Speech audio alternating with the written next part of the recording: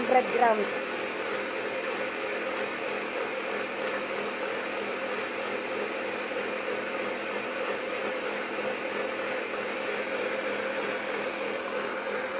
Ibalot ko dyan.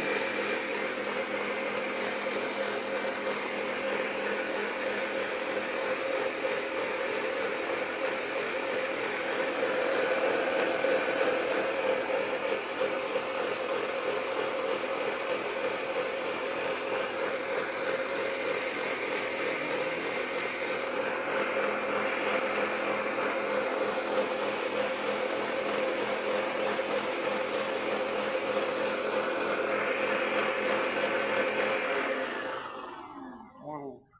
Pang ano, lalagay ko yan dyan sa ano, papaikot-ikot ko sa bread. Kasi gagawa ko ng bread sandwich with meat. Okay? Abangan nyo ha. Thanks guys for watching. Ibig sabihin giniling ko talaga yung bread. Yung toast bread bago ko. Hirap talaga ng buhay. Uy.